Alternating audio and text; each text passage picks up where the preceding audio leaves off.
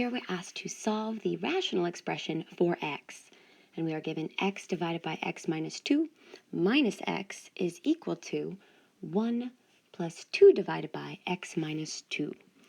So the first thing that we want to do here is remove the fraction. So we need to identify the least common denominator. And we can see that the only factor that appears in each denominator here is x minus 2. So our LCD is just the factor x minus 2. Now we wanted to make a little note to ourselves. We know fractions or rational expressions are undefined if the denominator is equal to 0.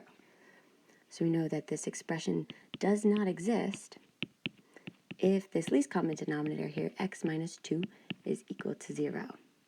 So if we add 2 to both sides, we see that x equals 2 will make this expression undefined.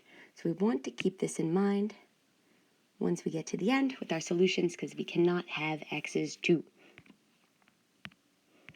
So now we're ready to go ahead and remove the fractions. And we do that by multiplying both sides by that least common denominator, or by our LCD. And here that is our factor x minus 2. So rewriting this, we are going to incorporate a factor of x minus 2 on both sides. So we have x minus 2 multiplied by the left-hand side, which is x divided by x minus 2 minus x. And that's equal to, doing the same thing, whatever we do to the left, we must also do to the right. So I have the factor x minus 2 multiplied by 1 plus 2 divided by x minus 2. So now we're going to go ahead and distribute this least common denominator through to each term. And again, whatever we do to the left, we must do to the right. So rewriting this, we are left with x minus 2 multiplied by x divided by x minus 2. We have minus x multiplied by x minus 2. And then plus, we should have that equal to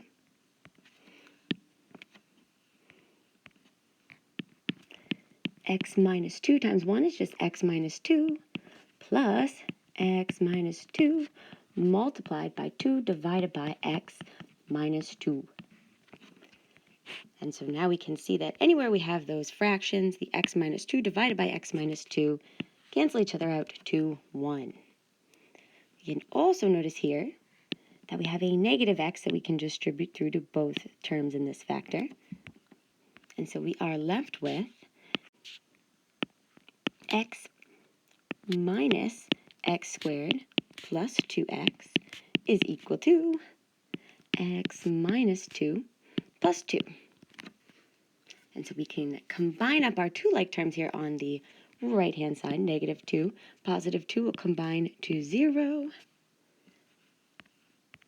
And this is leaving us with, we've got two more like terms here on the left-hand side.